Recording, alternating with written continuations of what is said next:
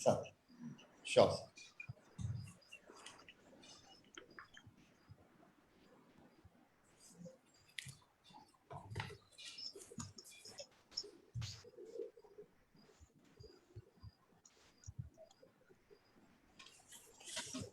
So we are live.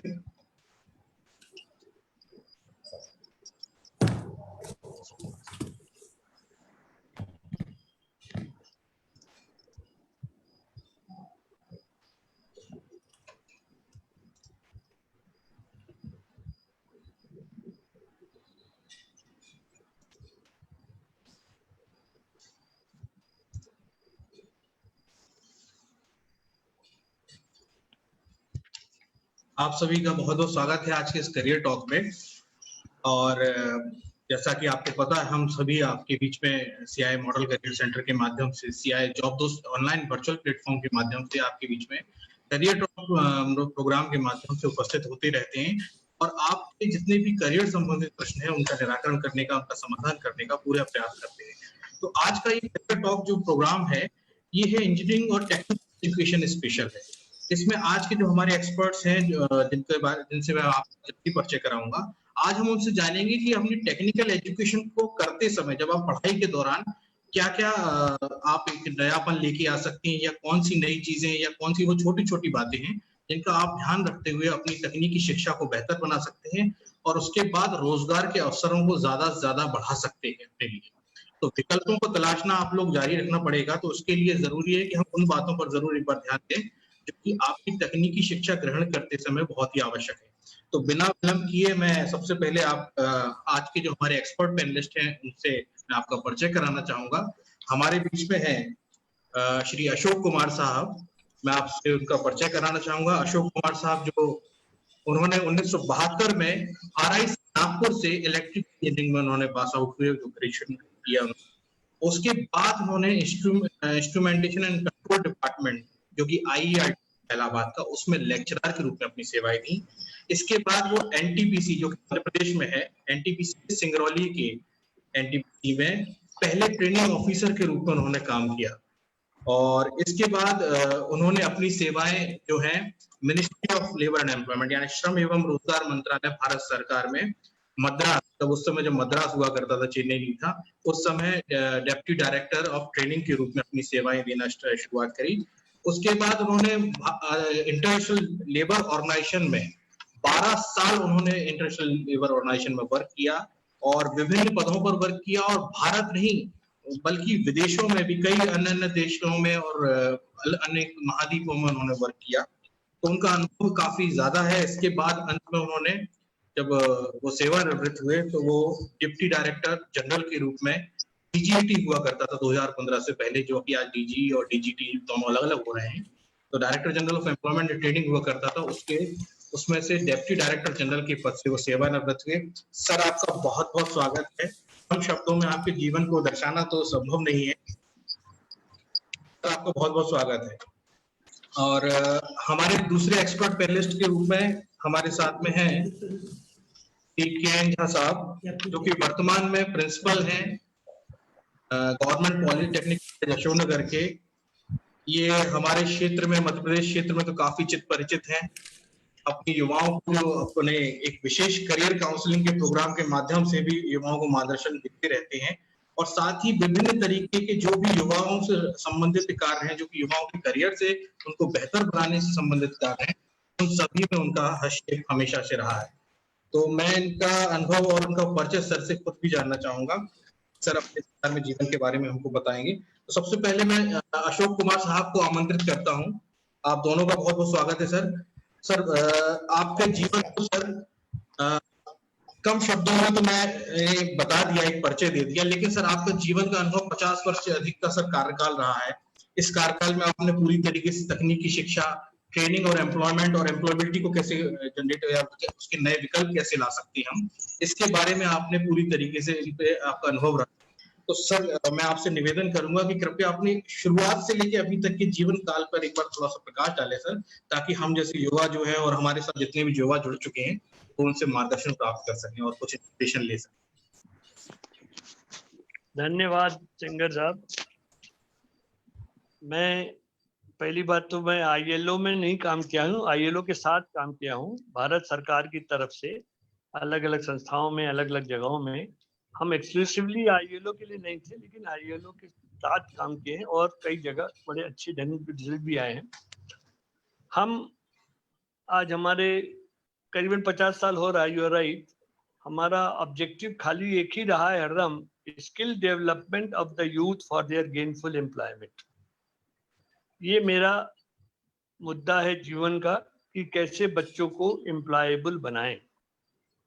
आज के इस अनएम्प्लॉयबल युग में, जिसमें कि लाखों बच्चे अनएम्प्लॉयड हैं, हजारों इंजीनियर्स भी अनएम्प्लॉयड हैं, लेकिन एम्प्लॉयर अब भी कहता है कि people are unemployed because they are not employable,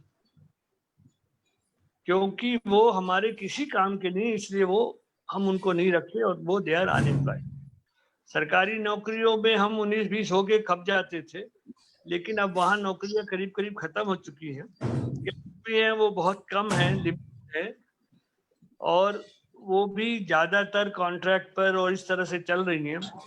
इसलिए जो प्राइवेट सेक्टर है वहाँ जो जॉब है उसके लिए जो उनके स्टैंडर्ड्स हैं, उनके जो कंडीशंस हैं, उसको हमारी संस्थाएं, इंस्टीट्यूशंस उस तरह से डेवलप नहीं कर पा रही हैं, तो वो चीजें नहीं दे पा रही है जो उन्हें देनी चाहिए, जिसको कि एम्प्लॉयर चाहता है। अब आ नहीं रहा क्या? हेलो? नहीं, यस सर, बराबर आ रहा सर। यस सर, तो यस सर, एकदम क्लियर। देखिए, मेरा एक शब्द है गेनफुल एम्प्लॉयमेंट। गेनफुल एम्प्लॉयमेंट का मतलब होता है कि वो एम्प्लॉयमेंट जिससे कि गेन हो, जिससे कि हमें लाभ हो। गेनफुल एम्प्लॉयमेंट को हम दो भाग में डिवाइड करते हैं, एक वेज एम्प्लॉयमेंट, जैसे किसी के लिए काम करना, और दूसरा सेल्फ एम्प्लॉयमेंट, अपने लिए काम करना। आज जो एरा है, युग है, ये सारी दुनिया में आज युग फ्रीलांसिंग का है। फ्रीलांसिंग माने हम फ्री हैं अपने काम को खुद अंदाज करने का, खुद करने के लिए, और हमें वो एनवायरनमेंट जनरेट करना है, और सरकार भी हेल्प करती है। आपने देखा होगा MSME और किसको किसको बहुत तरह के लोन और ग्रांट दे रहे हैं लोग, तो वो भी चाहते हैं कि आप सेल्फ एम्प्लॉयड हो, आप एंटरप्रेन्योर हो, क्योंकि आपको खुद स्वतंत्रता है काम करने का, नंबर 1। नंबर 2, आप अगर अच्छा करते हैं तो आप 2-4 और को एम्प्लॉयड बनाते हैं, आप समाज के लिए बहुत ही उपयोगी होते हैं। लेकिन सेल्फ एम्प्लॉयमेंट के लिए कंडीशंस जरा डिफिकल्ट होती है। लाइफ में दो ही स्किल है, एक हार्ड स्किल और एक सॉफ्ट स्किल। एम्प्लॉयबल होने के लिए हार्ड स्किल तो वो है जो आप कॉलेज से सीखते हैं, और सॉफ्ट स्किल वो है जो कि समाज से सीखते हैं, अपने अड़ोस पड़ोस से सीखते हैं, अपने दोस्तों से सीखते हैं, अपने करीबियों से सीखते हैं। और जीवन में मेरा अपना अनुभव है कि जीवन में सॉफ्ट स्किल ही काम आता है। HR कहता है एम्प्लॉयर का, इंस्टीट्यूशन ऑर्गेनाइजेशंस का, कि select a person for his soft skill and develop his hard skill. अगर उसे काम नहीं आता तो हम सिखा लेंगे, क्या वो काम को सीखने के लिए तैयार है? क्या उसके अंदर एटीट्यूड है काम करने का? क्या वो सबके साथ मिलके काम कर सकता है? क्या वो टीम मैनशिप डेवलप कर सकता है? क्या वो सबके लिए सबके लिए अपने तरफ से कुछ कंट्रीब्यूट करके हेल्प कर सकता है? जो बच्चे या जो लोग इस तरह के होते हैं, जिनके अंदर सॉफ्ट स्किल होती है, सिंसियरिटी टू द वर्क,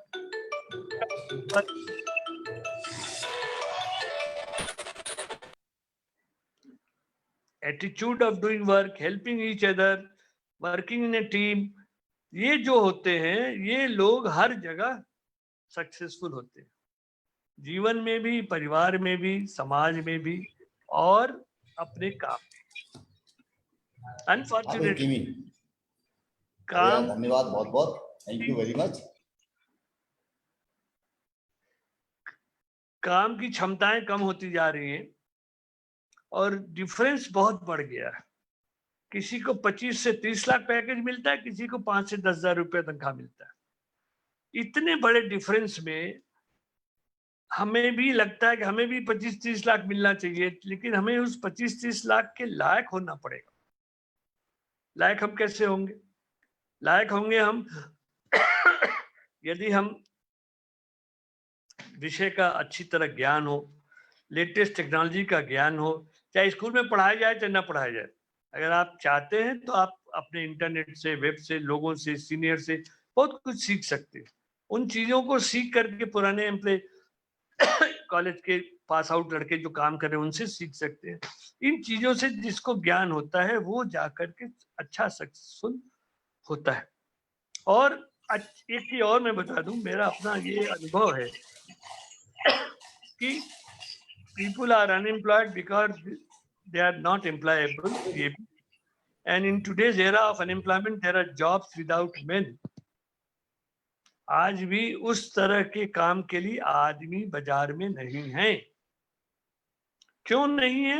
क्योंकि न उस तरह की ट्रेनिंग हो पा रही है, न उस तरह के लड़कों में एटीट्यूड है, और हर आदमी 2 मिनट्स नूडल के लिए परेशान है। कैसे हमको तुरंत 25 लाख मिल जाए, 50 लाख मिल जाए?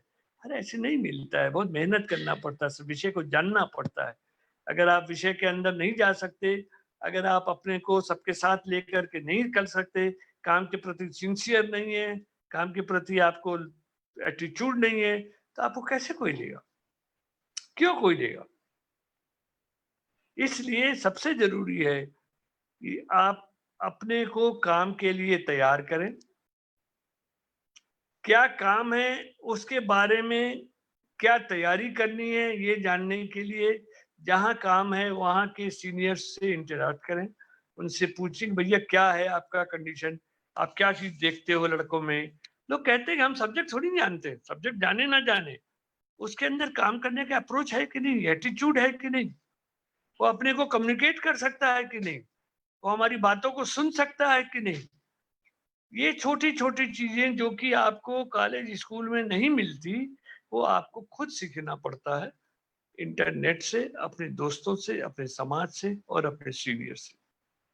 कभी कभी आप कॉलेजेस में अपने एम्प्लॉयर्स को बुलाएं और उनसे पूछें जो एचआर में है या जो रिक्रूटमेंट करते हैं, बताइए आप क्या किस तरह के लोगों को चाहते हैं, और फिर उस तरह को खुद को डेवलप करने के लिए या इंस्टीट्यूशंस उस तरह के लड़कों को डेवलप करने के लिए तैयार करें।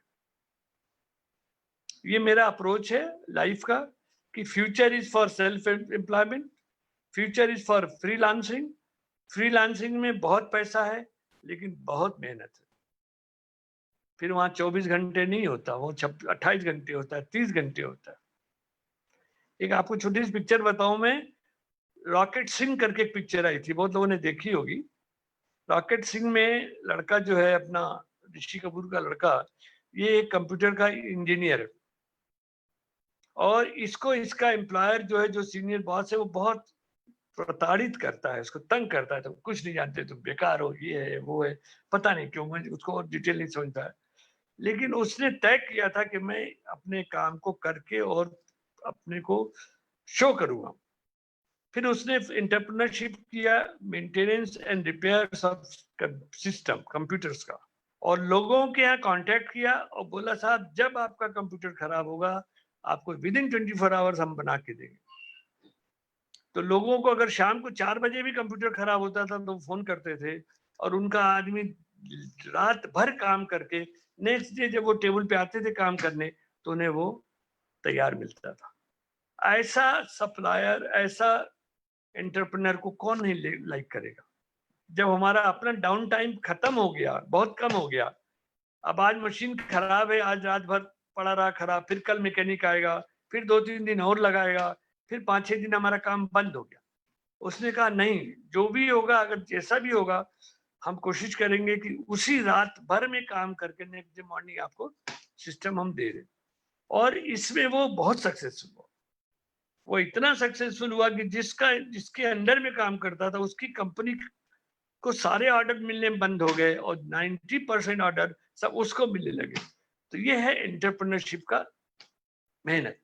इससे उसे भी फायदा हुआ, उसकी टीम भी बनी, टीम ने भी बहुत एंजॉय किया, बहुत मतलब एफर्ट्स किया, और एफर्ट्स करके उन्होंने ऐसे दिखाया कि आप हमें काम दीजिए, हम आपको डिलीवर करके देंगे। एंड क्वालिटी वर्क, चालू वर्क नहीं कि बस आज कर दिया, देखिए चला दिया चल गया, ऐसा काम जो क्वालिटी में हो, पैसा भी रीजनेबल, जो रीजनेबल हो, अपने से कोई दान नहीं करना, लेकिन 20 रुपया लगता है तो 22 ले लेना, 50 नहीं लेना कि हमने 24 घंटे के अंदर कर दिया, तो वो भी रीजनेबल था।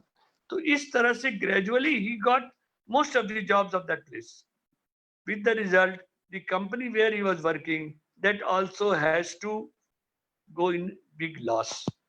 तो ये एक एग्जाम्पल है एंटरप्रेन्योरशिप का, इनोवेशन का, और आजकल के बच्चे बहुत होशियार हैं, इनको तो नॉलेज का बिल्कुल एक मतलब दुनिया ही बदल गई है हमारे जमाने से, आप लोगों के जमाने से। आज की दुनिया में क्या चीज नहीं मिलता। अब देखो छोटे बच्चे जो प्राइमरी में पढ़ते हैं, अब वो ऑनलाइन क्लासेस कर रहे हैं, हमने कभी जिंदगी में ऑनलाइन सुना भी नहीं था, और वो भी बैठते नहीं मेरा ऑनलाइन क्लास है। तो ये जो चीजें हैं, ये लड़के जब ऊपर जाएंगे तो कहाँ जाएंगे आप सोचिए। तो सिस्टम से, कंप्यूटर से आप दूर रह के नहीं रह सकते, और आपको जितना ज्यादा आप कंप्यूटर लिटरेट करिएगा उतना आपको फायदा होगा। और उसके लिए क्या जरूरत है, वो आप अपने बॉसेस से, अपने एम्प्लॉयर से, अपने सीनियर से सीखिए, सुनिए और उसको प्रयोग में लाइए। जैसा कि आपने अभी बताया था, जैसे अच्छी कुछ बातें सामने निकल के आई, जैसे गेनफुल एम्प्लॉयमेंट के, तो हमें सभी लोगों को वेज एम्प्लॉयमेंट, सेल्फ एम्प्लॉयमेंट हमको पता है, तो लोग आसपास के वातावरण से चीजें सीखने की कोशिश करते हैं और उन्हें करना भी चाहिए। अब मैं जहाँ साहब से जानना चाहूंगा सर, पहले तो मैं जानना चाहूंगा आप सर अपने एक परिचय दें सर। जिंदगी आपकी जो है, जीवन काल मैंने देखा है बहुत सारा वैरायटी ऑफ वर्क रहा है, ट्रेनिंग, एजुकेशन और काउंसलिंग फील्ड से आप जुड़े रहे हैं, लेकिन करियर काउंसलिंग में जो आपका जो विशेष रूप से योगदान है वो बड़ा ही सराहनीय है, और वो निरंतर आपने जारी रखा है। किसी भी कंडीशन में आप करियर काउंसलिंग और उससे जुड़े ही रहते हैं। तो सर थोड़ा सा अपना एक परिचय छोटा सा आप अपने जीवन काल का हमें बताइए।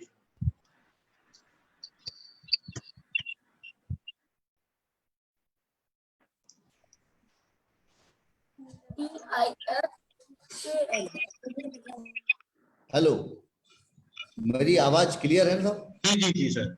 अच्छा, सबसे पहले तो मैं, गुना मेरा जन्म स्थान भी है और एजुकेशन भी मेरी शुरुआत गुना से हुई थी।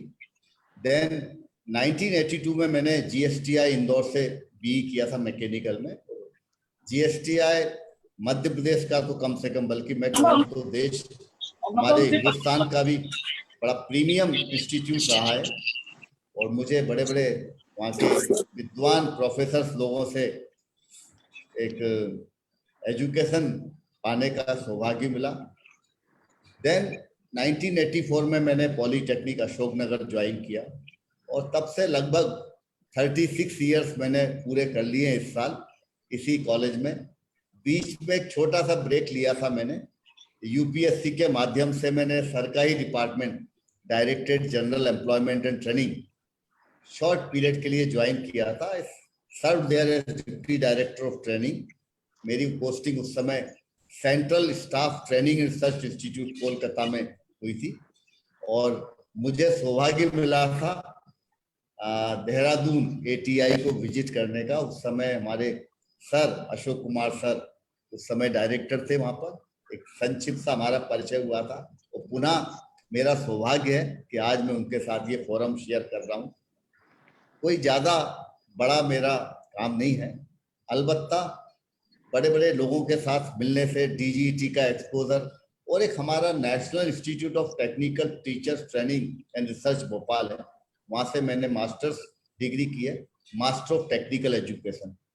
तो कुछ इस तरह का ट्रांसफॉर्मेशन हुआ कि धीरे धीरे मेरा इस एरिया में इंटरेस्ट बढ़ा, और कैरियर काउंसलिंग को तो मैंने एक बतौर एक हॉबी कह सकते हैं, एक पैशन के रूप में खुद से शुरू किया। और मुझे लगता है कि एक बहुत जरूरी सोशल सर्विस है कि हम बच्चों को, जो आज बड़े कंफ्यूजन हैं अपने कैरियर को लेकर, अपने सब्जेक्ट के चयन को लेकर, कॉलेज के चयन को लेकर, और इंफॉर्मेशन की कमी पहले हुआ करती थी।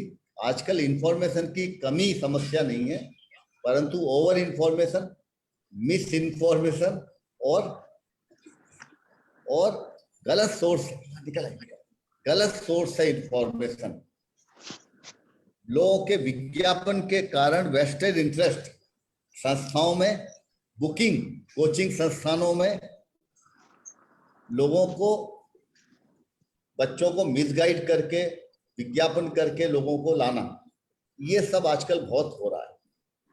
इधर कई सारे संस्थाओं ने बच्चों को बैंक लोन दिलाने की भी जिम्मेदारी ले ली है। तो बच्चा जब डिग्री करके निकलता है और नौकरी नहीं मिलती है तो बेरोजगार भी हो जाता है और कर्जदार भी हो जाता है। उसे उतना शुरुआत में वेतन नहीं मिलता है कि जिससे उस ईएमआई को पटा सके। ऐसे बहुत सारे इश्यूज हैं। आज हम अखबार पढ़ते हैं, एक शब्द आता है अनएम्प्लॉयबल। पहले अनएम्प्लॉयड तो सुना था, अंडर एम्प्लॉयड भी सुना था, और अनएम्प्लॉयबल ये जो एक लेबल है, बड़ा खतरनाक लेबल है। मतलब they are discarding our education system.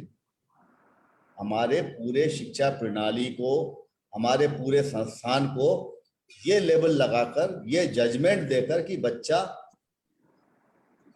नौकरी के योग्य ही नहीं है। तो ये तो एक बहुत ही भयावह सत्य है या भयावह तथ्य है।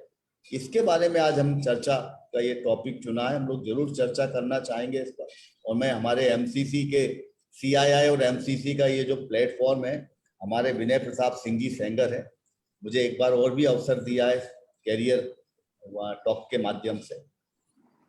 जैसा कि अभी हमारे सर ने ये कुछ बातें इसमें हाईलाइट करी, मैं उनसे बहुत हद तक सहमत हूँ। हमारे अशोक कुमार साहब वो लीजेंडरी फिगर हैं जिन्होंने इस देश में उस डीजीटी के माध्यम से पूरा स्किल ट्रेनिंग का जो सिस्टम है, एक इंफ्रास्ट्रक्चर है डीजीटी का, लगभग शुरुआत से जुड़े हुए हैं और 70s के डिकेड से खड़ा करके आज उसको एक मजबूत स्वरूप दिया। तमाम तरह के उस समय के ATIs, APIs, apprenticeship training schemes, craftsman training schemes और भी कई सारे पायनियर संस्थान जो डीजीटी के उस समय स्टार्ट हुए, और उसने एक हमारे देश के विकास को मजबूत आधार दिया। तो आपका अनुभव मतलब बहुत दीर्घ अनुभव है आपका, बहुत लंबा आपने एक रेंज कवर करती हुई है, और उस आधार पर आज हमारा देश एक मजबूत डेवलप्ड नेशन की श्रेणी में आकर खड़ा हो रहा है।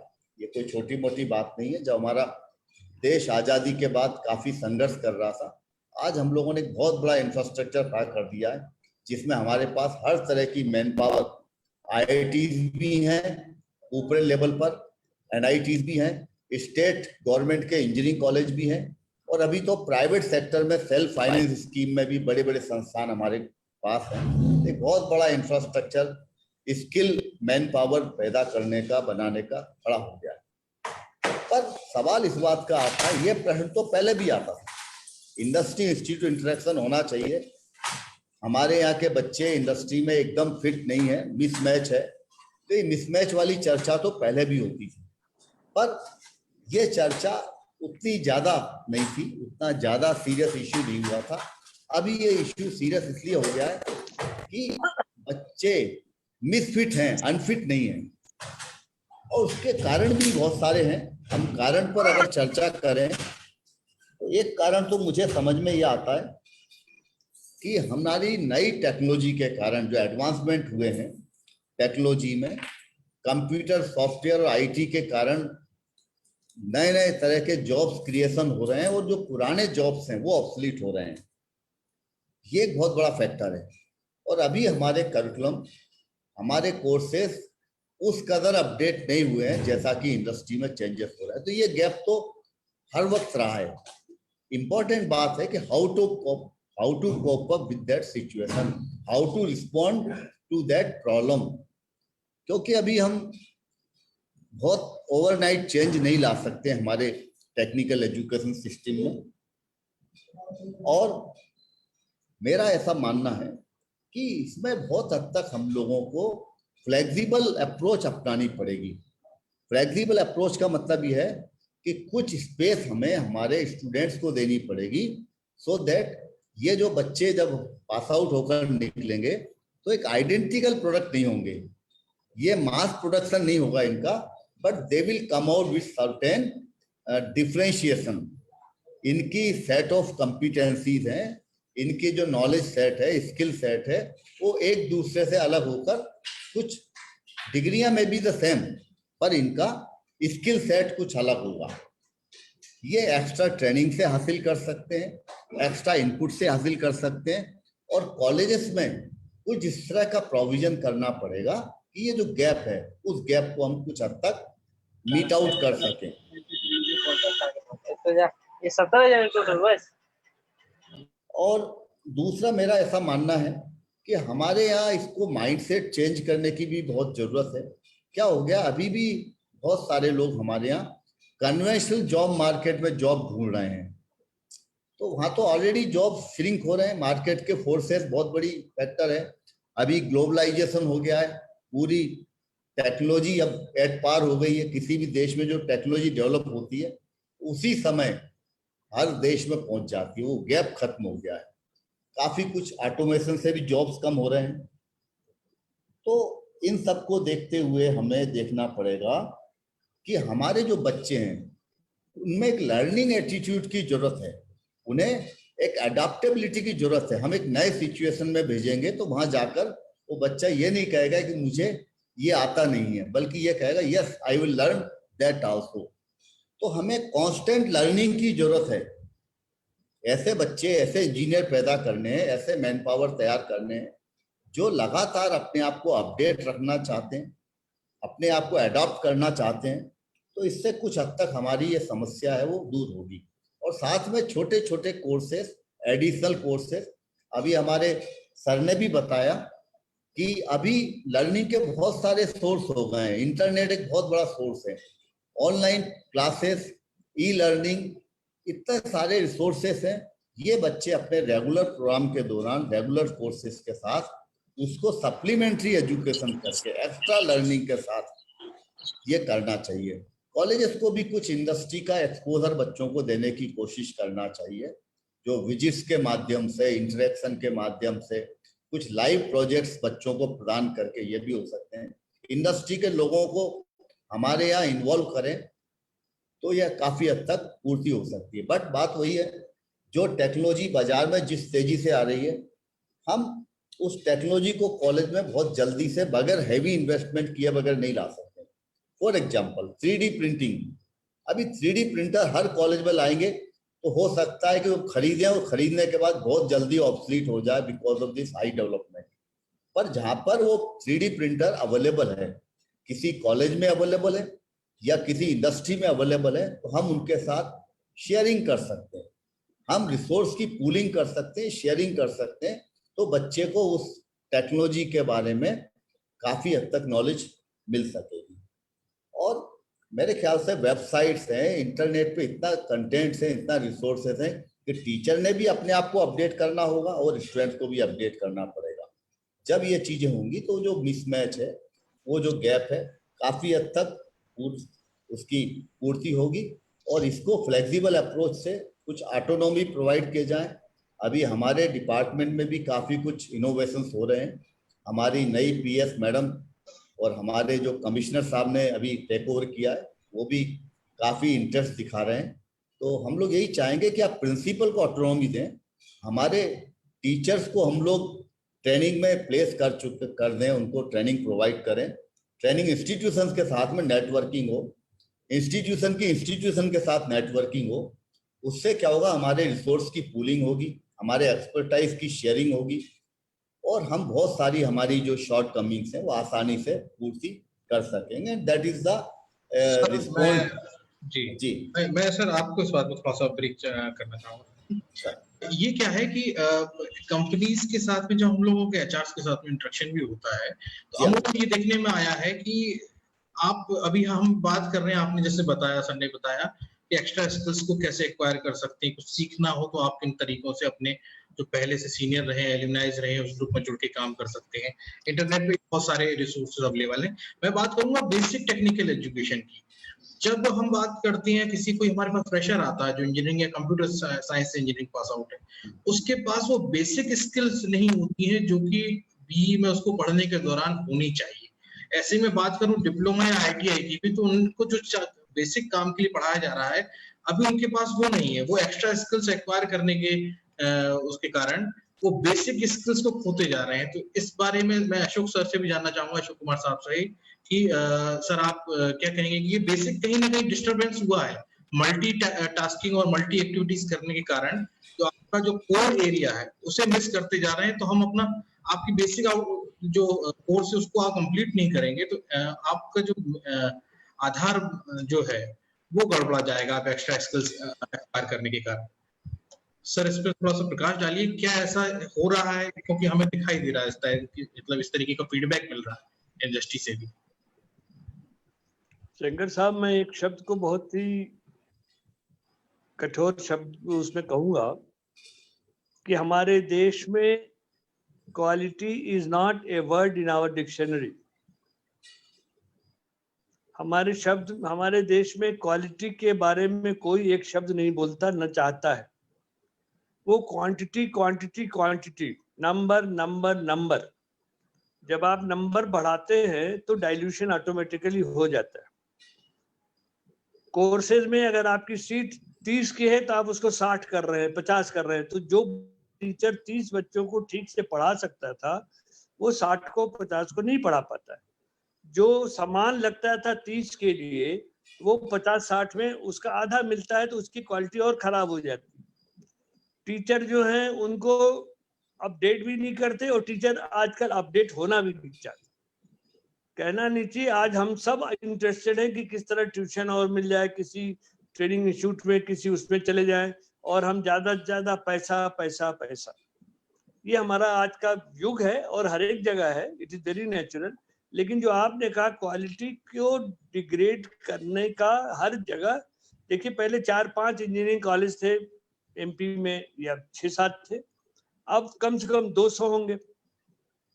तो 200 के लिए लड़के तो तैयार हो गए, लेकिन क्या उतना इंफ्रास्ट्रक्चर, किताब और बिल्डिंग बनाने से इंफ्रास्ट्रक्चर नहीं बनता। इंफ्रास्ट्रक्चर बनता है मशीन, टूल, इक्विपमेंट और टीचर्स। अगर टीचर इंटरेस्ट नहीं लेता है, टीचर कॉम्पिटेंट नहीं है, टीचर के लिए स्टूडेंट की स्ट्रेंथ टीचर को जितनी होनी चाहिए उससे ज्यादा है, तो वो नहीं कर सकता। हमारे यहाँ हम ITI में शुरू से देखते रहे हैं, 16 लड़कों की स्ट्रेंथ थी एक टीचर के लिए, एक इंस्ट्रक्टर के लिए, क्योंकि वहां पर स्किल ओरिएंटेड ट्रेनिंग होता था। 16 को उन्होंने 6% बढ़ा देंगे, 20 कर दिया। और 20 क्या सामान पड़ा हुआ है, 30 कर दो। तो कुछ भी नंबर बढ़ा सकते हो। एक यूनिट चलती थी, अब बोले तीनों शिफ्ट में चलाओ। बताइए, इंस्टीट्यूशन 3 शिफ्ट में चल सकता है क्या? ये फैक्ट्री है? छोटी सी बात है, 4 लड़के एक मशीन पे काम करते हैं, अब 12 लड़के काम करेंगे 3 शिफ्ट में। अगर मशीन एक बार खराब हुआ, क्योंकि लड़के हैं उनको काम नहीं आता, वो खराब करेंगे।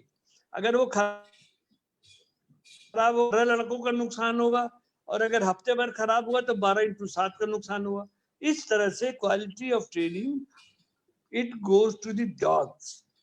जो आप बात कर रहे हैं बिल्कुल सही है। ये जो अनएम्प्लॉयबल का सबसे बड़ा कारण ये है कि हम उनको प्रॉपर ट्रेनिंग दे नहीं पा रहे हैं, और हम एग्जाम में आंख बंद करके उनको 90% नंबर दिला के पास करा दे रहे हैं। हर लड़का जानता है कि हम फेल नहीं होंगे। जो लड़का फेल होगा तो पढ़ेगा क्यों? और with the result quality of training जो खत्म हो गया, उसके कारण बच्चे बिल्कुल जिस तरह से कि वो भेड़ बकरियों की तरह गेट खोल दिया जाता, बाहर निकल जाते, फिर वो चारा चरते रहते, उन्हें कहीं काम नहीं मिलता या सुटेबल काम नहीं मिलता। और अभी बड़ा अच्छा कहा इन्होंने जहाज जी ने कि एक और प्रॉब्लम आ गई है, अब बैंक से भी लोन दिलवा देते हैं, तो वो बेरोजगार भी होता है और कर्जदार भी होता है। तो ये जो क्वालिटी ऑफ ट्रेनिंग की बात है, इसके लिए सबसे पहले सबसे जरूरी है आपको sufficient infrastructure in terms of machine, tool, equipment and staff होना चाहिए। बड़ी बड़ी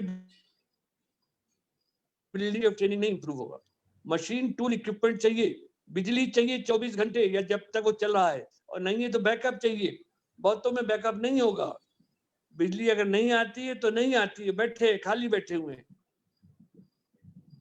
कंप्यूटर में आप बात करते हो, कंप्यूटर में आप जहां स्टार्ट करते हैं सर्वर डाउन है साहब। इतना बड़ा देखिए कंप्यूटर में क्या है, जब आप यूज करते हैं तो it looks like, it is like driving A car.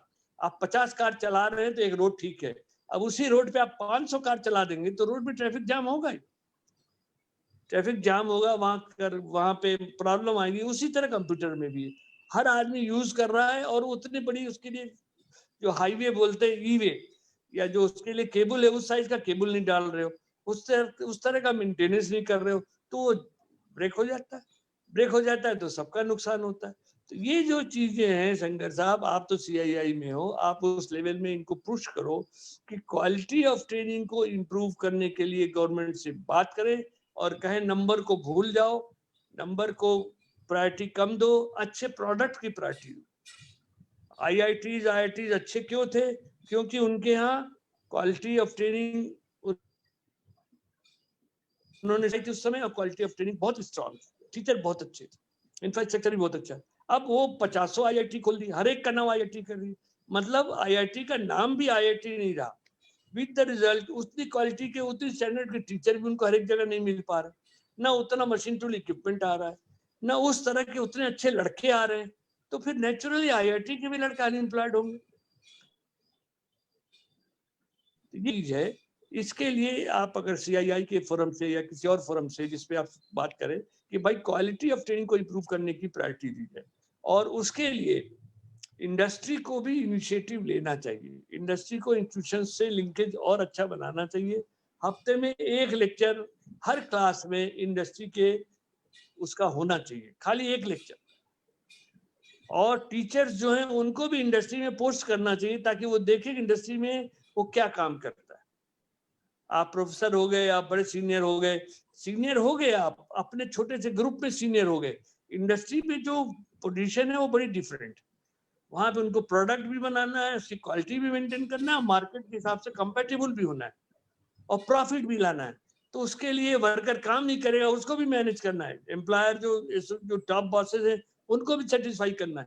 तो ये जो 6 को लिंक जोड़ता है वर्क्स मैनेजर या मैनेजर, उसका काम करना, अगर वो आकर के यहाँ पढ़ाएगा तो भी समझ में आएगा उसे भी, और यहाँ के लोग वहां जाएंगे तो उन्हें भी समझ में आएगा कि कितना, क्योंकि हमारा जो भी प्रोडक्ट हम कर रहे हैं वो इंडस्ट्री के लिए कर रहे हैं, सोसाइटी के लिए कर रहे हैं, तो सोसाइटी को क्या चाहिए ये हमें खुद नहीं मालूम।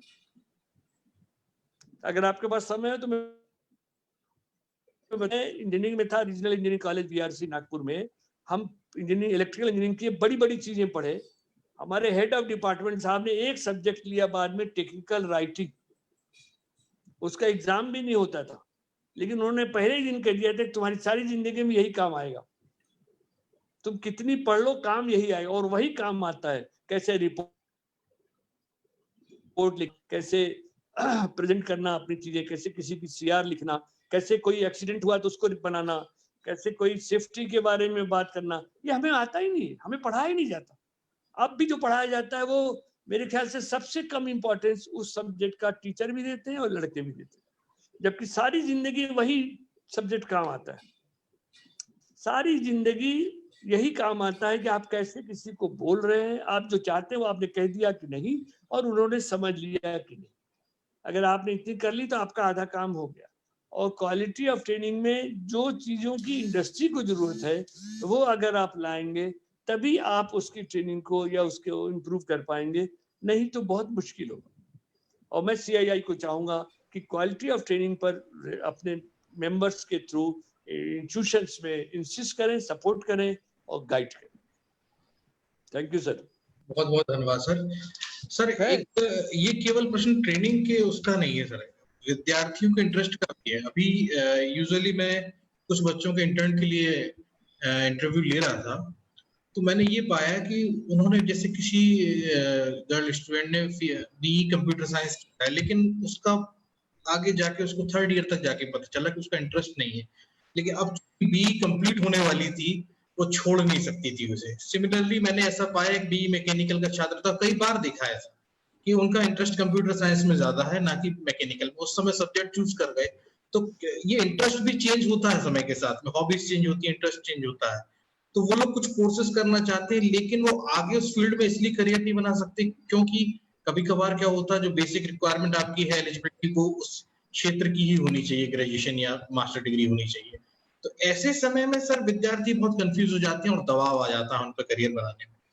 तो उनको स्टार्टिंग से अगर मन नहीं लग रहा है, सपोज हम एक एग्जांपल के रूप में बात करें कि कोई व्यक्ति अगर एक छात्र है जो बीई मैकेनिकल इंजीनियरिंग में कर रहा है, फर्स्ट ईयर सेकेंड ईयर में आ गया है और उसका इंटरेस्ट नहीं लग रहा है, तो या फिर उसका अगर टीचर्स ठीक से पढ़ा रहे हैं मन नहीं लग रहा है, या मन लग रहा है टीचर्स ठीक से नहीं पढ़ा रहे, तो कहीं ना कहीं जो भी तालमेल नहीं बन पा रहा है तो वो दबाव उस पर क्रिएट कर रहा है। ऐसे में फिर उसका मन भटक के दूसरी चीजों में जाता है कि मैं अदर एक्टिविटीज करने लगूं, तो वो अपना कोर एरिया छोड़ देता है।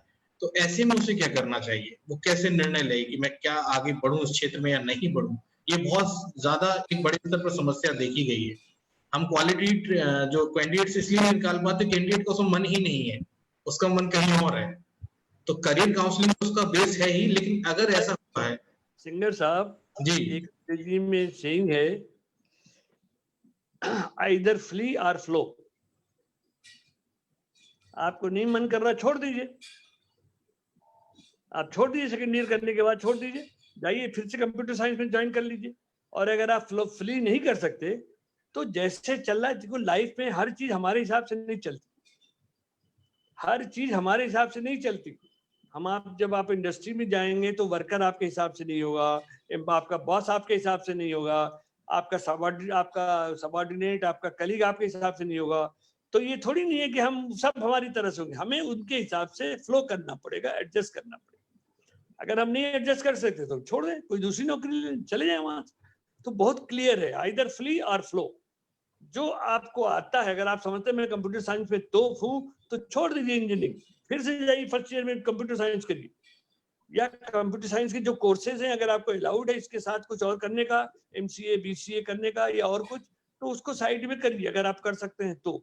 बेस्ट यही है कि जो भी कर रहे हैं उसको खूब मन से करिए, जो आपको आता है वो खूब मन से करिए, और जो आपका चॉइस है, मतलब आपकी वो है क्या कहते हैं, आपकी हॉबी है, उसको डेवलप करके उसमें आगे ग्रो कर सकते हैं आप। लेकिन मर करने से, बुन बुन करने से आप अपने करियर को, अपने समाज को, अपने घर को सत्यानाश कर रहे हो। मैं हरदम कहता हूँ फ्ली और फ्लो, या तो छोड़ दो, नहीं तो भाई जैसा से, और जिंदगी में हम सब फ्लो ही करते हैं। आपने भी देखा, हमने ज्यादा देखा है आपसे, जिंदगी में फ्लो ही करना पड़ता है, वही जिंदगी। कैसी बीवी मिल जाएगी उसके साथ रहना पड़ेगा, कैसे भाई बहन है उनके साथ रहना पड़ेगा, कैसे दोस्त है पड़ोसी उनके साथ रहना पड़ेगा। हर एक आदमी हमारी तरह नहीं होगा। तो यही समाज है, इसी को सॉफ्ट स्किल कहते हैं कि भाई जो भी चीज है उसके साथ या तो आप छोड़ दो, नहीं तो उसमें एडजस्ट हो जाओ और अपने को एकोमोडेट कर लो और उसको भी चालू रखो। अब आपको नौकरी नहीं अच्छी लगती, आपको बॉस नहीं पसंद है, सबऑर्डिनेट नहीं पसंद, छोड़ दीजिए। लेकिन मिल नहीं रही तो क्या करोगे? बहुत से लोग हमारे साथ सरकारी, अरे साहब सरकार में बड़ा बेकार है, तो छोड़ दो, फिर बेकार है तो छोड़ दो, जाओ प्राइवेट में इतना पैसा देते हैं, छोड़ दो, जाके देखो कैसे उनको उतना देते हैं, क्या कराते हैं उनसे, और आप यहाँ क्या करते हो। तो ये जो चीजें है ना, ये एक तरह से एस्केपिज्म है, पलायनवाद है। आप भाग नहीं सकते जिंदगी में, आप भाग नहीं सकते, आपकी अपनी रिस्पॉन्सिबिलिटीज हैं, उनको आप लीजिए। और आप अगर कंप्यूटर साइंस चाहते हैं तो या तो फर्स्ट छोड़ करके वापस आ जाइए, एडमिशन ले लीजिए, क्योंकि आपका एडमिशन नहीं हुआ हो कंप्यूटर साइंस में, you are not that competent, आपके वो उतना मेरिट नहीं रही होगी कि आपको कंप्यूटर साइंस में नाम लिखे, और आप रो रहे हो क्योंकि कंप्यूटर साइंस में बड़े अच्छे जॉब है। हर एक के लिए जॉब नहीं कंप्यूटर साइंस में, वहां भी बहुत बेस्ट लड़कों के लिए जॉब है। मैं हर साल 4-5-6 महीने फॉरेन में रहता हूँ, वहां देखता हूँ हमारे बच्चे भी इसी में कहते हैं कि जो हम लोगों को हम आज हैंडल कर रहे हैं वो उससे 5 साल पुराना सिलेबस और कोर्स पढ़ाया जाता है इंडिया में, क्या फायदा। हमें भी तो अपने कोर्सेज को अपडेट करना पड़ेगा, अपने टीचर्स को भी अपडेट करना पड़ेगा, अपनी फैसिलिटीज को भी अपडेट करना पड़ेगा, तब जाकर के हम उनके बराबर हो सके। कई जगह है अच्छे इंस्टीट्यूशंस में है, लेकिन जनरली इंस्टीट्यूशंस में नहीं है। और मैं आपको बताऊं, एक लड़का था, बहुत अच्छे इंस्टीट्यूट है उड़ीसा में, बड़ा नाम होता है उसका आया था हमारे पास कि भैया जरा इनको कहीं नौकरी लगवा दीजिएगा। मैंने उससे पूछा खाली ये कि तुम फाइनल ईयर में क्या सब्जेक्ट पढ़ते हो, नहीं बता पाया। इलेक्ट्रॉनिक्स टेलीकम्युनिकेशन में था, जिसमें मल्टीमीटर आप जानते हो सबसे इंपॉर्टेंट टूल है, उसके बारे में वो नहीं जानता। कौन उसको काम देगा? काम किसी की शक्ल देख के नहीं दी जाती ना, काम तो हमको आउटपुट चाहिए ना। और आप किसी को, आप इंजीनियर हो साहब, मैं तो ऑफिसर हूँ तो नीचे को गाइड तो करोगे, गाइड वही कर सकता है जिसे आता होगा।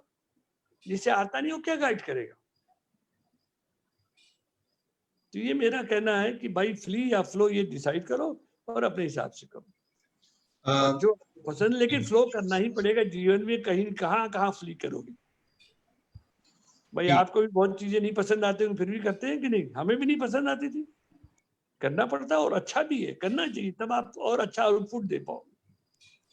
हमारे साथ में सर बहुत बहुत धन्यवाद। हमारे साथ में कुछ विद्यार्थी हैं इस समय, पॉलिटेक्निक के हैं, इंजीनियरिंग के हैं। आप में से किसी यदि विद्यार्थियों को, कोई भी युवा को कोई प्रश्न करना है अपने करियर से रिलेटेड, कोई टेक्निकल एजुकेशन कोई भी बात हो, ग्रहण करते समय कोई एक परेशानी अगर आपने देखी हो, कोई सामना कर रहे हो, तो आप अपना प्रश्न कर सकते हैं, रेज हैंड कर सकते हैं, माइक अनम्यूट करके एक एक करके आप पूछ सकते हैं। आप में से कोई पूछना चाहेगा प्रश्न? अभी मेरे ख्याल से कुछ पूछ नहीं रहे हैं सर। मैं ये पूछना चाहता था, जैसे आईटीआई से शुरुआत होती है, अगर हम देखें हमारे जो बेसिक स्तर पर हम बात करें, तो आईटीआई एक व्यक्ति करता है, वो वहां से टेक्निकल कोर्स किया, हम कहें एनसीवीटी के 3 मंथ्स और 4 कोर्सेज होते हैं, फिर आईटीआई आता है, आईटीआई के बाद उसी ट्रेड में पॉलिटेक्निक डिप्लोमास आ जाते हैं, थोड़ा सा 3 लेवल का आप सीखते हैं, फिर इंजीनियरिंग डिग्रीज आ जाती है, फिर मास्टर डिग्रीज जाती है। तो ये यहाँ से अगर एक व्यक्ति आईटीआई में एडमिशन लेता है और करियर बनाता है कोई बच्चा, तो वो युवा आगे आने वाले समय में एक तो ट्रेनिंग लेबर या हेल्पर के रूप में वहां से आईटीआई ऑपरेटर के रूप में काम करना स्टार्ट करता है, फिर वहां से इंजीनियरिंग तक का सफर काम करते करते वो कैसे कर सकता है पूरा? जहाँ साहब आप इस पर थोड़ा सा प्रकाश डालेंगे सर? जी हाँ सर। सर मैं एक थोड़ा क्षमा चाहूंगा, रोकना चाहूंगा। प्रखर सैन ने हाथ उठाया, पहले हम इनका प्रश्न लेते हैं। श्योर, उनका प्रश्न ले लेते हैं। जी हाँ प्रखर, मैंने आपका माइक अनम्यूट कर दिया है, या आप कर लीजिए। हाँ बताइए प्रखर सैन, अपना प्रश्न करिए आप।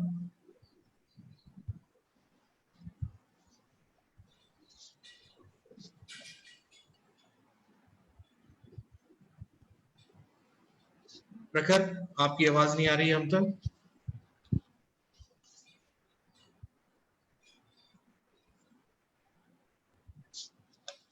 सब प्रखर की शायद आवाज नहीं आ रही है हम तक। चलिए बाद में ज्वाइन कर लेंगे वो। जी सर जी। तो यहाँ पर मेरा ये कहना है कि हर सिस्टम की एक डिजाइन होती है। जब हमारे यहाँ आईटीआई बनाए थे, तो आईटीआई के जो आउटपुट होंगे, जो उनके पास आउट होंगे, वो एक पर्टिकुलर पर्पस को हल करने के लिए, मैन पावर की नीड को फुलफिल करने के लिए उनकी डिजाइन बनाई गई थी। वो वहां पर जाकर इंडस्ट्री में वो सिलेक्टेड जॉब को करने में सक्षम होते थे, और उस समय जो वर्क की नीड होती थी और हमारा पास आउट की जो ट्रेनिंग होती थी, उसमें ज़्यादा गैप नहीं होता था। अब क्या हुआ, हमारे टेक्निकल एजुकेशन सिस्टम हो या हमारा जो ट्रेनिंग, स्किल ट्रेनिंग का सिस्टम हो, उसको हम उतना तेजी से अपडेट नहीं कर सके जितना तेजी से हमारी बाहर की दुनिया, बाहर की टेक्नोलॉजी अपडेट हो गई। और मैं अगर करना भी चाहूँ तो इतना आसान और इतना जल्दी नहीं होगा कि हम उसको बहुत जल्दी से आसानी से कर सके without heavy infrastructure cost and man power cost. तो उसमें एक ही, मेरे हिसाब से एक ही चीज बनती है कि let industry come forward and join hands with our training system, with our technical education system, और दोनों एक दूसरे के साथ बैठकर कुछ ऐसा करें जिससे कि हम लोग हमारे टेक्निकल जो हमारी एजुकेशन सिस्टम है उसको भी, हम उसके बेसिक स्ट्रक्चर को बहुत ज़्यादा चेंज नहीं कर सकते, क्योंकि हमारी रेगुलेटरी जो बॉडीज हैं, जैसे AICTE है, वो गवर्न करती है कि हमारा कोर्स करिकुलम क्या होना चाहिए, कितना % हम लोग कौन कौन से डिसिप्लिन में इंक्लूड करेंगे, सब्जेक्ट्स में क्या थ्योरी होंगी, बहुत सारी चीज़ें हैं। तो वो बेसिक इंफ्रास्ट्रक्चर चेंज करे बगैर हम कुछ फ्लेक्सिबिलिटी अपनाते हुए, अभी जैसे हमारी जो न्यू एजुकेशन पॉलिसी है वो भी इस बात को हाईलाइट कर रही है कि चॉइस बेस्ड क्रेडिट सिस्टम हम लोग स्टार्ट करें, कुछ एक्स्ट्रा सब्जेक्ट्स हमारे करिकुलम में प्रोवाइड करें। तो जैसे एक मैकेनिकल इंजीनियर है, he can also learn some electronics, जैसे मैकाट्रॉनिक्स की एक डिग्री होती है, तो नॉट नेसेसरी कुछ मैकेनिकल इंजीनियर्स कुछ एक्स्ट्रा पेपर्स पढ़कर अपने इंटरेस्ट के मुताबिक, लोकल मार्केट की जरूरत के मुताबिक वो एक्स्ट्रा सब्जेक्ट पढ़कर कुछ इलेक्ट्रॉनिक्स के 2 डिग्री उनकी बेसिक मैकेनिकल की रहेगी, बट वो they will serve some specialised sort of industry. अगर कोई ऑटोमोबाइल सेक्टर में जाना चाहता है तो ऑटोमोबाइल को ले लेगा, कोई डिजाइन में जाना चाहता है बेसिक डिग्री वही रहेगी, एक तरीका ये हो सकता है। दूसरी बात, हमारे सर ने भी कहा कि जो हमारा इंडस्ट्री है उनको भी थोड़ा सा फॉरवर्ड होकर आना पड़ेगा। अभी CSR एक्टिविटीज में उनके पास ज्यादातर जो एक्टिविटीज हैं वो चैरिटी टाइप की एक्टिविटीज ज्यादा हैं। मैं ये चाहता हूँ they should do some real social work, कुछ इंस्टीट्यूशन की स्ट्रेंथनिंग के लिए काम करें, जो डिफिशियंसी है उसको पूरा करने में काम करें। Even they can spare their training material, they can depute their expert, जो उनकी मैन पावर है उनको कर सकते हैं। हमारे कॉलेजेस में ज्यादातर इक्विपमेंट पुराने हैं, उनका maintenance is a big issue, उस मेंटेनेंस के लिए कर सकते हैं, कुछ उसके अपडेशन अपग्रेडेशन के लिए कर सकते हैं, कुछ टीचर्स को अपने इंडस्ट्री में एक्सपोजर प्रोवाइड कर सकते हैं। अल्टीमेटली जब तक हम टीचर्स पर इन्वेस्ट नहीं करेंगे, how will get better quality products from technical institutions. तो एक इशू ये है। और दूसरा फ्लेक्सिबल अप्रोच मेरे विचार से। तीसरी चीज जो सर ने कहा था कि हम कंप्यूटर लेकर कई बार बच्चों को लगता है गलत आ गए हैं, फिर यहाँ भी वही बात है कि वो जमाना था जब बिल्कुल रिजिड अप्रोच से काम होता था। अभी तो इंटरडिसिप्लिनरी और मल्टी डिसिप्लिनरी अप्रोच की जरूरत है। हम कॉलेजेस में एक बहुत ही रिजिड पैटर्न को फॉलो करते हैं, ये हमारा एक एकेडमिक डिसिप्लिन है। हमने सब्जेक्ट्स को, डिसिप्लिन को compartment wise, department wise divide कर लिया है। बट एक्चुअल लाइफ में कहीं पर कोई ऐसा कंपार्टमेंटलाइजेशन नहीं है रियल लाइफ में। जो सब्जेक्ट हम कॉलेज में पढ़ाते हैं वो ऐसे के वैसे उनको फील्ड में कहीं पर वो सब्जेक्ट नहीं चलते हैं। एक सिविल इंजीनियर को बहुत सारा काम इलेक्ट्रिकल का भी करना होता है, मैकेनिकल इंजीनियर को बहुत सारा काम इलेक्ट्रिकल का भी देखना होता है, इवन इलेक्ट्रॉनिक्स भी उनको जानकारी होनी चाहिए। कॉलेजेस में ये सब चीजें संभव नहीं हो पाती है। मैकेनिकल मतलब प्योरली मैकेनिकल, प्योरली मैकेनिकल। तो अगर थोड़ा सा हम इसको फ्लेक्सिबल बनाएं और स्टूडेंट को ये एनकरेज करें कि आप अपने एरिया ऑफ इंटरेस्ट के मुताबिक कुछ एडिशनल इनपुट्स, आजकल ऑनलाइन बहुत सारे कोर्सेस हैं जो बच्चे ऑनलाइन कर सकते हैं। कुछ हम उनको वोकेशनल ट्रेनिंग, अभी तो इंटर्नशिप ट्रेनिंग के लिए भी AICTE बहुत इसको एम्फेसिस कर रहा है। तो ड्यूरिंग वैकेशन वो इंडस्ट्री में जाएं, विजिट्स करें और अपने चुने हुए इंटरेस्ट के एरिया में in addition to their basic degree they should update their knowledge. उससे क्या होगा, एक तो जो गैप है, जो मिसमैच है वो कम होगा और ये बच्चों में कॉन्फिडेंस भी बिल्डअप होगा। थोड़ा इंडस्ट्री लिबरल हो, थोड़ा सा सपोर्ट करे तो हमारा जो टेक्निकल एजुकेशन सिस्टम है, हमारा जो स्किल ट्रेनिंग मैन पावर का जो सिस्टम है, वो सिस्टम भी स्ट्रेंथन होगा और इंडस्ट्री बहुत ज्यादा इन्वेस्टमेंट करने की जरूरत नहीं। मैं तो कह रहा हूँ कम से कम CSR को ही थोड़ा सा इस डायरेक्शन में अगर आप डाइवर्ट करें, that will be a great service to nation also. क्योंकि ये बहुत बड़ा इशू है, सोशल इशू है। जो बच्चे पढ़कर बाहर निकलते हैं और जिनको कह देते हैं साहब दे आर नॉट एम्प्लॉयबल, नहीं भाई ऐसा मत करो, this is cruelty, this is cruelty towards our system. हमें कोई वर्केबल सॉल्यूशन निकालना पड़ेगा, हमें कुछ ऐसा करना पड़ेगा। कोई बच्चा को हम बेकार नहीं कर सकते। 4 साल पढ़ने के बाद कॉलेज में हम बोलते हैं तो फ्रेशर है, अरे भाई 25 साल एजुकेशन में रहकर अभी भी फ्रेशर है, ये तो बहुत एनोमली है। तो मेरा मतलब है कि बैठे चर्चा करें, मंथन करें, चिंतन करें। पूरी दुनिया भले ही ना बदले पर हम अपने आसपास का कुछ परिवेश तो बदल सकते हैं। कोई बच्चा बेकार नहीं होता मेरे हिसाब से। Even they change their field, divert होने के बाद भी वो बच्चे सक्सेसफुल हैं। उसमें उनके पर्सनल एट्रीब्यूट्स बहुत उपयोगी होते हैं, जिसे हम सॉफ्ट स्किल्स बोलते हैं। अनफॉर्चुनेटली हमारे टीचर्स, हमारा एकेडमिक सिस्टम उसको अभी ज्यादा रिकॉग्नाइज नहीं करता। हमने बोल दिया सॉफ्ट स्किल सिखानी चाहिए, अरे भाई वो सॉफ्ट स्किल हम एक्स्ट्रा करिकुलर एक्टिविटीज के माध्यम से, को करिकुलर एक्टिविटीज के माध्यम से बच्चों को एक्सप्लोर करते थे। वो बच्चे में टैलेंट तो पहले से ही है, स्कूल लेवल से ही है। अनफॉर्चुनेटली हमारे एजुकेशन सिस्टम में हमने उसको बजाय एक्सप्लोर करने की उस संभावना को ही खत्म कर दिया। तो एजुकेशन कभी भी संभावनाओं को खत्म ना करे, उसको एक रास्ता दे, चैनल प्रोवाइड करे। और नोबडी कैन प्रिडिक्ट फ्यूचर। कोई हम बच्चे के बारे में नहीं बता सकते कि बच्चा एग्जैक्टली कहाँ जाकर सक्सेसफुल होगा। तो हम उसकी सारी संभावनाएं ओपन रखें। और एक बहुत अच्छी बात जो सर ने भी कही थी शुरू में, मैं भी उस बात को यहाँ पर हाईलाइट करना चाहूंगा कि जॉब आएंगे कहाँ से? जॉब तब आएंगे जब जॉब देने वाले होंगे, जॉब प्रोवाइडर्स होंगे। और हमारे कन्वेंशनल जॉब सिस्टम बहुत हद तक जॉब्स खत्म हो रहे हैं।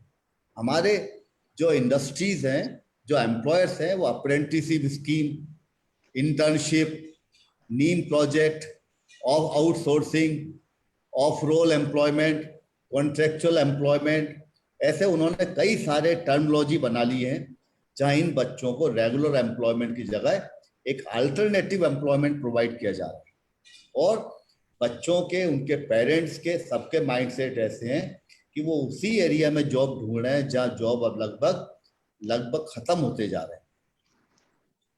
एक एंटरप्रेन्योरशिप और स्टार्टअप एक बहुत बड़ा प्रॉमिसिंग एरिया है जहां बच्चों को एंगेज भी किया जा सकता है और लोकलिटी में भी जो बच्चे जहां रह रहे हैं वहां पर भी जॉब्स का क्रिएशन किया जा सकता है। बट बात फिर वहीं आ जाएगी, हमारे जो टेक्निकल एजुकेशन सिस्टम है, हमारे जो कॉलेजेस हैं, हमारी जो यूनिवर्सिटीज हैं, उनकी डिजाइन जॉब सीकर्स प्रोवाइड करने के हिसाब से है। वी हैव नेवर थॉट कि हम बच्चों को एम्प्लॉयर बनाने के लिए, जॉब प्रोवाइडर बनाने के लिए ट्रेन करें।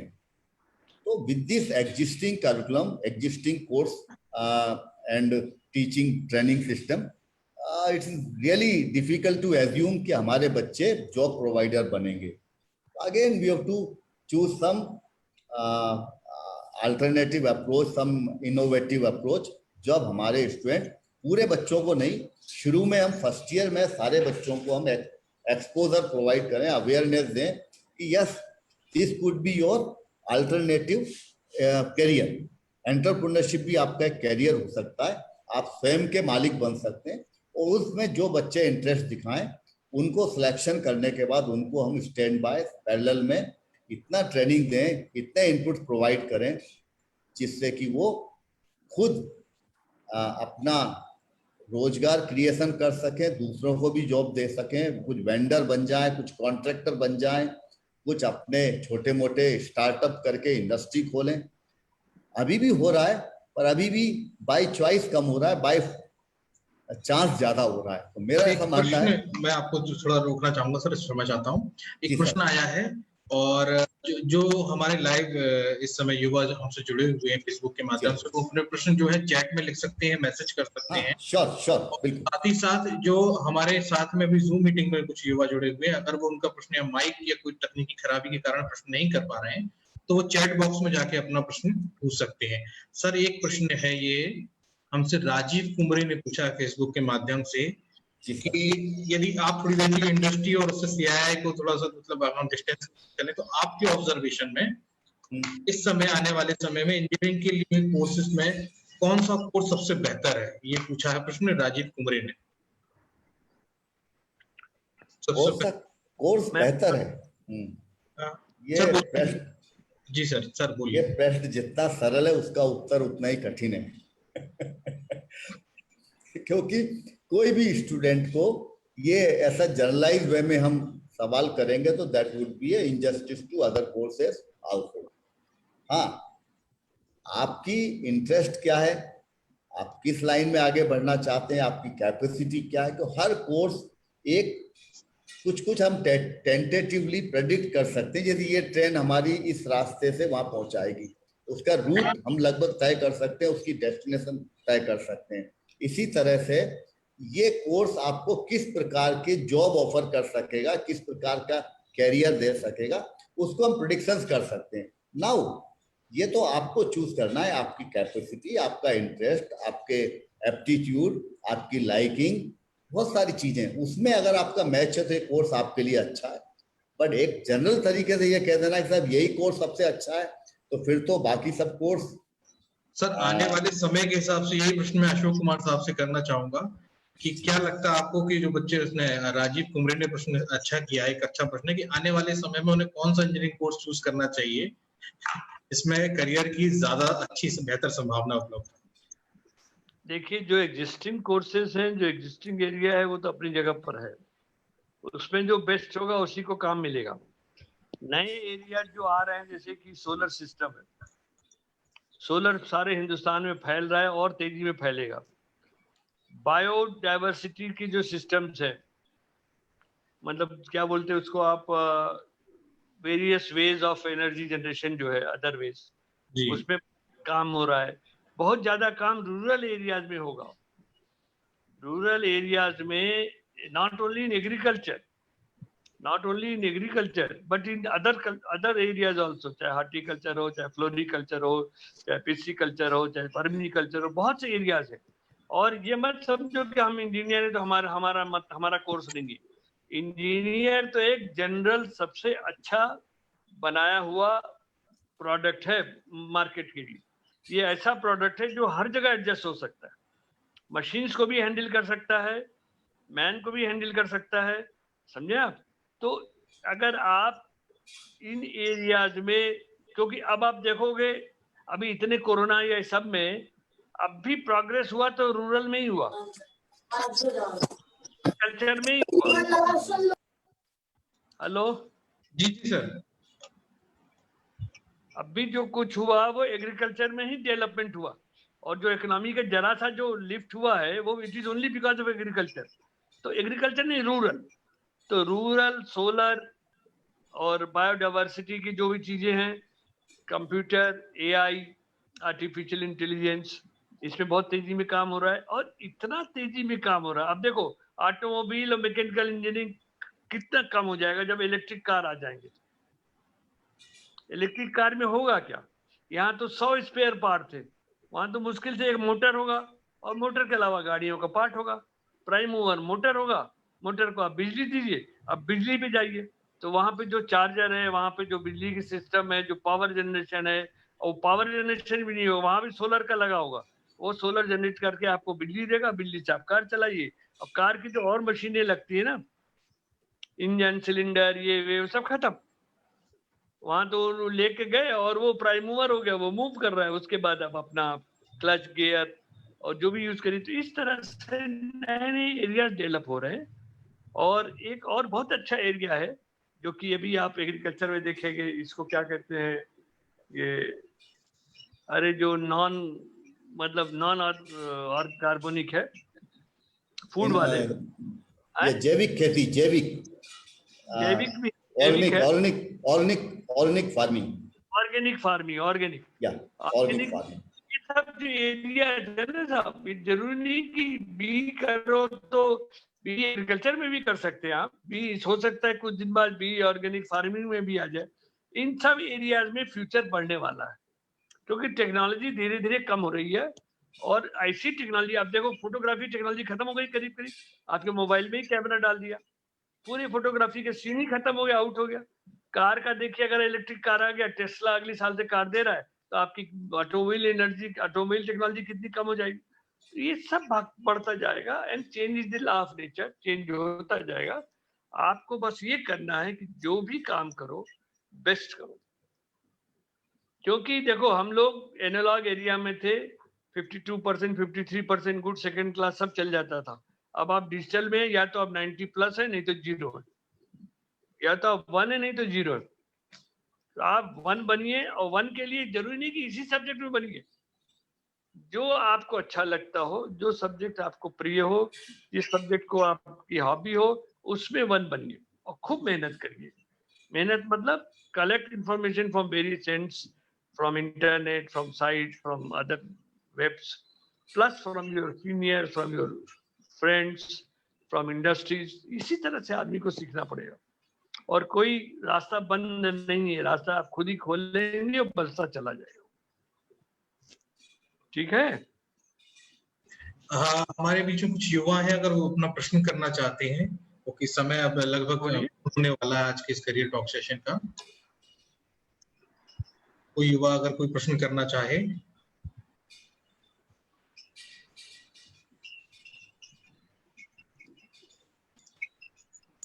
मेरे ख्याल से कोई प्रश्न नहीं करना चाह रहा युवा, या कोई तकनीक खराबी के कारण वो पूछ नहीं पा रहे हैं। स्टार्टिंग ट्रबल है जी, उनकी स्टार्टिंग ट्रबल है। हाँ सर। बच्चों में अभी जरा सा एक बार स्टार्ट हो जाएंगे तो कई लड़के पूछेंगे। ये प्रखर सेन फिर से लाइन पर हैं, देखें जरा क्या पूछना चाहते हैं। फिर हैंड रेज किया उन्होंने, प्रखर सेन ने। प्रखर, अपना माइक अनम्यूट करके आप प्रश्न कर सकते हैं। अगर माइक से आवाज नहीं आ रही है तो आप चैट में जाकर टाइप कर सकते हैं, हम उससे प्रश्न पढ़ लेंगे हमारे एक्सपर्ट।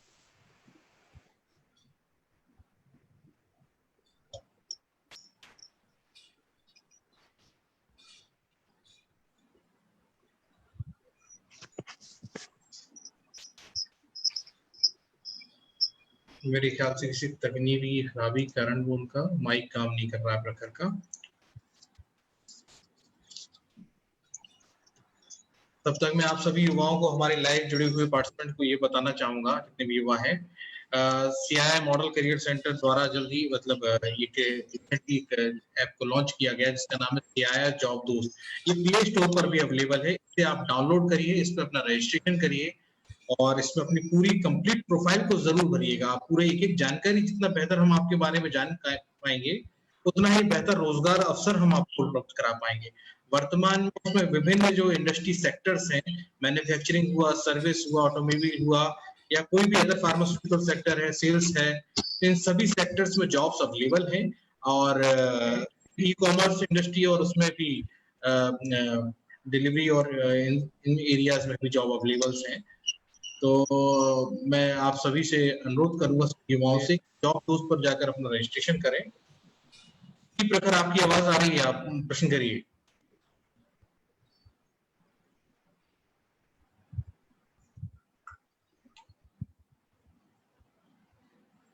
मेरे ख्याल से इनका आप चैट में टाइप कर सकते हैं, यदि चाहें तो चैट में अगर आप टाइप करेंगे तो हमें दिखाई दे जाएगा। तो सभी युवा जो है जॉब दोस्त ऐप को गूगल प्ले से आप डाउनलोड कर सकते हैं, प्ले स्टोर से, और किसी भी नियरेस्ट जो आपके सीआईआई मॉडल करियर सेंटर हो वहां भी संपर्क कर सकते हैं अधिक जानकारी के लिए। हमारे फेसबुक पेज पर भी यदि कोई आपको करना है तो पूछ सकते हैं। जितनी जल्दी आप जॉब दोस्त डाउनलोड करके उसको पंजीयन करेंगे उतनी ही जल्दी आप रोजगार अवसरों के और अधिक नजदीक पहुंच पाएंगे। ये पूरी तरह से निःशुल्क है, आपसे किसी प्रकार का चार्ज नहीं लिया जाता है, इस बात का ध्यान रखें। तो इस निःशुल्क सेवा का जरूर लाभ उठाएं, आपको रोजगार अवसर जरूर उपलब्ध कराए जाएंगे।